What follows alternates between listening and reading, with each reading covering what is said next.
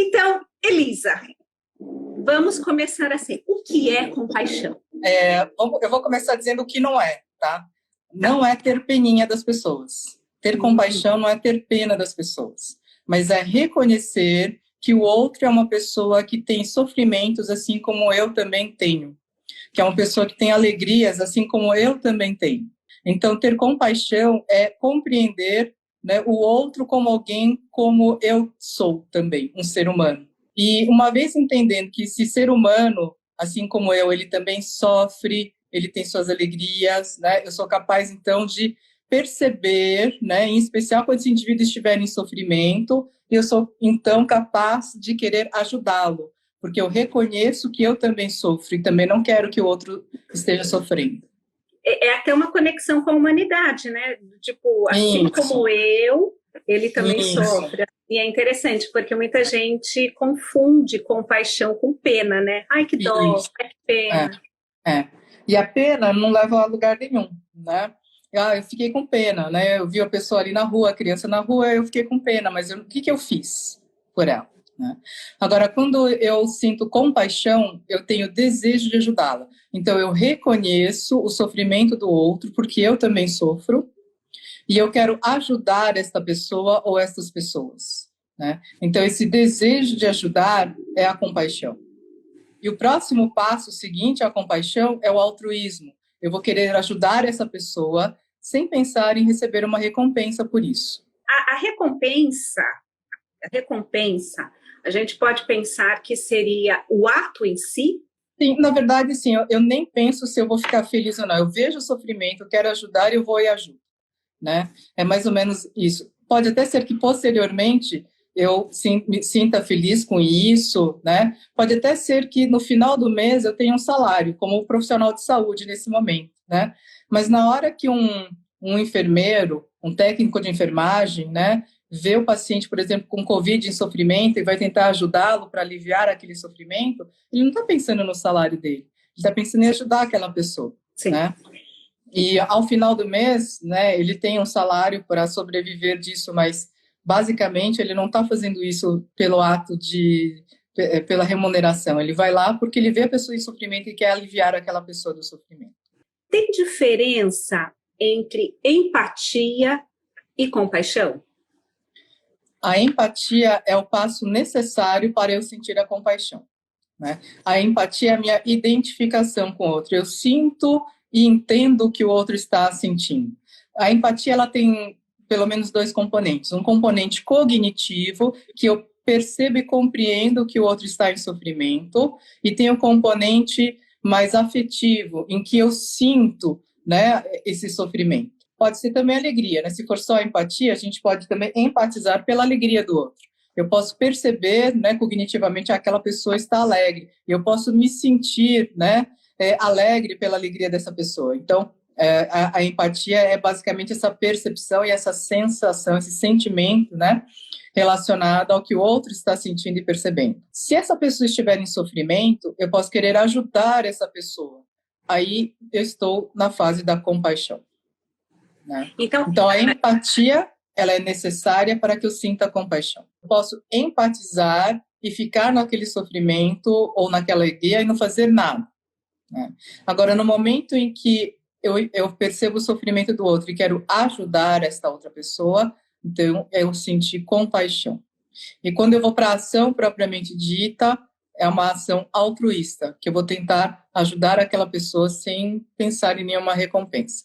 É claro que existem diferentes conceitos. Eu estou trazendo o conceito do Mathieu Ricard, né? Tá. Mathieu Ricard, que, para quem não conhece, ele é um autor, né, de um livro muito especial chamado A Revolução do Altruísmo, né, que é da editora Palas Atena. E, assim, foi resultado de muitos anos de estudo, inclusive de pesquisas científicas que estão ali citadas, né, advogando a favor da hipótese de que nós somos seres altruístas de uma forma inata e que também aprendemos a ser altruístas, né? O altruísmo ele é inato, ele também é aprendido, tem esses dois componentes, né?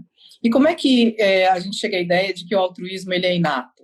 Porque existem experimentos com crianças muito pequenas, né, Tem um autor, o Felix Warneke, que estudou crianças de até 18 meses, né, mais ou menos nessa faixa de idade, e percebeu que essas crianças são capazes de querer ajudar um adulto, né, necessitado, tá? Na hora que ele percebe que o adulto precisa de alguma ajuda, ele vai lá e tenta ajudar. Mesmo que essa criança estava brincando, fazendo alguma outra coisa que era divertida para ela, ela vê que a pessoa precisa de alguma coisa, ela vai lá querer ajudar. Tem outros estudos feitos na Yale, em que crianças que são bebês mesmo, de colo, né, elas veem uma cena de fantoche, onde você tem um personagem bonzinho do fantoche e um personagem malvado, que ele tenta atrapalhar um outro fantoche, etc.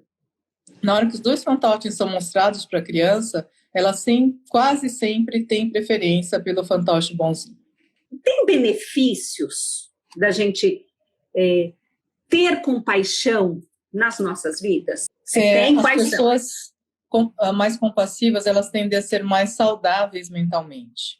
As pessoas que são muito egocentradas, né, só pensam nelas, elas tendem mais a entrar em processos ruminativos, enfim, né, nunca se sentem satisfeitas, né? Inclusive, a pessoa mais compassiva, ela é mais propensa à felicidade eudaimônica, ao invés da felicidade hedônica. E esse é um ponto que vem sendo estudado, inclusive, em várias pesquisas relacionadas a propósito de vida, a longevidade, né?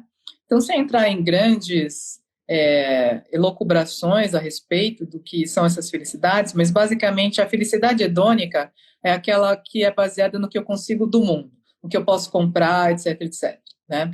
Isso é bem característico dos prazeres, para mim, né? Então, isso é bem característico de uma pessoa mais egoísta. Essa pessoa, provavelmente, ela nunca vai se sentir feliz no sentido da satisfação, porque é impossível, né, a gente satisfazer os prazeres que dependem do que a gente compra. Se você tem um carro, você quer um outro carro melhor. Se você tem uma casa, você quer uma casa maior. Se você viajou para a praia, da próxima vez você quer ir para Miami. De Miami você quer ir para Bahamas e assim vai. Agora, a felicidade eudaimônica é aquela que eu posso oferecer ao mundo. A pessoa mais compassiva, ela está mais conectada com esse tipo de felicidade. Porque ela pensa assim, nossa, o que eu posso fazer pelo mundo? Por exemplo, nesse momento da pandemia, se eu entrar no meu egoísmo, né, do tipo, né, eu queria tanto poder viajar, eu queria fazer isso, eu não posso, eu queria ir naquela festa, eu não posso, né? Traz um sofrimento muito grande. Agora, se eu pensar, o que eu posso fazer para ser útil? Como eu posso ser útil? Como eu posso ajudar as pessoas nesse momento? Né? Isso vai trazendo, à medida que você vai iniciando com essas ações mais altruístas, compassivas, concretas, né? Eu vou conseguindo me sentir mais feliz, mais satisfeito comigo mesmo, né? E sem dúvida nenhuma, isso está contribuindo para a sua saúde mental. Construindo também mais bem-estar, né? O bem-estar psicológico, emocional. A gente pode aprender a ser compassivo? Felizmente, sim, né? Até no próprio livro, Na Revolução do Altruísmo, né, o próprio Mathieu traz algumas dicas, mas, por exemplo, existem vários treinamentos hoje em dia voltados para a compaixão, em especial a prática da meditação da compaixão. A gente tem desde os treinamentos lá de Stanford, né, criados pelo Thupten Jinpa, tem o CBCT, que é um programa de compaixão da Emory University, né, que o Lama Rinchen, né, tem ensinado aqui no Brasil. Você acha que é possível a gente ensinar compaixão nas escolas? Eu creio que sim, né? Aliás, essa é uma das bases da aprendizagem socioemocional, né? Que é ajudar as crianças a reconhecerem as suas emoções, reconhecerem as emoções nas outras crianças e adultos também, claro, né? Ajudando essa criança a tomar ações, ter respostas emocionais mais produtivas, né? Ajudar essa criança a se posicionar, a ter mais assertividade, a falar, né? E é claro que dentro desse processo, como a gente já comentou, para eu reconhecer a minha emoção, reconhecer no outro, né? A compaixão é um dos componentes que está dentro desse processo. Tem como a gente ensinar nas escolas alguma ação que alivie o sofrimento do outro, esse não ficar na pena, tipo, perceber o outro, mas também fazer alguma coisa? Tem um aspecto básico de perceber, por exemplo, um coleguinha que está triste, né? E realmente chegar junto, né? Na hora, talvez, do recreio, sentar junto e começar a conversar, né? Falar assim, você quer me contar alguma coisa, né? Quer um pedaço do meu lanche? Né? E realmente, assim, ajudar as crianças a criarem a sua comunidade de apoio mútuo. As crianças elas têm muita facilidade de se aproximar uns dos outros, né? Não é como o adulto que fica cheio de melindres, eu vou falar, né? Não vou falar. Então, assim, estimular, né? Que você, olha, se você vê um coleguinha triste, vai lá, senta do lado, convida para lanchar junto, conversa com ele, né? São atitudes simples. Quem não pode ajudar, mas quer pelo menos ser uma pessoa melhor, por onde começar? Não acredito que alguém não possa ajudar. Em primeiro lugar, né? A gente não está falando necessariamente de uma ajuda financeira gigantesca. Material. O apoio, a conversa, muitas vezes são muito mais valiosos do que, sei lá, R$1.000, né? Então, eu acho que isso é muito importante. A gente entender o nosso valor, né? Para ajudar, a gente tem que lembrar que nós temos que primeiro ter uma autocompaixão conosco mesmo, né? Que tem algum componente de autoestima, mas basicamente a autocompaixão é entender que eu preciso me tratar bem, tanto bem quanto eu trato do outro. Se nesse momento eu não estou conseguindo reconhecer que eu sou capaz de ajudar, creio eu que está faltando autocompaixão. Eu preciso olhar para mim, tratar bem de mim mesmo, né? E isso por si já é um ato compassivo. Por que eu não estou percebendo o meu valor? Qualquer pessoa pode dar algo. Que seja uma palavra, seja um ombro amigo, que seja um estímulo, né? Ao ver alguém em sofrimento, tá? Então, por favor, não vamos restringir a compaixão a essa coisa pobre que é só dinheiro. Nós temos valores inestimáveis dentro de nós. Trazer a sua experiência, né? Infelizmente, os avós não são mais tão valorizados como no passado. Os avós têm tanto a trazer, você prefere dar mais valor para um tablet do que para o seu avô. Você não sabe o que você está perdendo. A experiência de vida, muitas pessoas me perguntam, e como ter esperança? Conversa com o avô, conversa com a avó. Você vai ouvir muitas histórias de esperança. Não sei se você teve essa oportunidade, mas eu tive avós imigrantes, né? Migrantes ou imigrantes, enfim, né? No Brasil você tem dos dois tipos, né? E é um aprendizado de superação, né? Porque em vários momentos parecia que não havia mais esperança. E de repente é possível se reerguer, né? Se reerguer da guerra, se reerguer da perda da safra da lavoura, se reerguer de tantas coisas, né? Os meus avós, né, não eram imigrantes, mas as minhas alunas sabem, já ouviram falar muito dessa história. Eu sou de Caraguatatuba, né? Eu fui embora para São Paulo com 19 anos. E em 1967 teve uma catástrofe aqui em Caraguá, que o número oficial de mortos foram 450. Mas todo mundo sabe que passou de 1.000.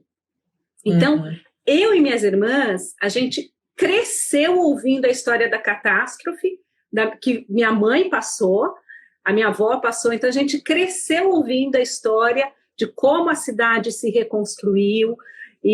Então, tipo assim, eu brinco com a minha mãe, eu falo, mãe, a senhora é terrivelmente otimista, porque não importa a história que você conte, ela conta uma história de como a cidade se reconstruiu, como a pessoa reconstruiu a vida, e que isso é só uma fase, é só passageiro. Mas por quê? O que ela vivenciou na catástrofe, assim como os moradores mais antigos de Caraguá vivenciaram, e teve muita ação compassiva, eles só puderam se reconstruir porque também houve compaixão entre eles, compaixão de outras pessoas e entre eles mesmos, de moradores. Ela conta isso, de dividirem comida, ela falou assim, porque não tinha comida, tinha que esperar chegar de fora, porque a cidade foi devastada.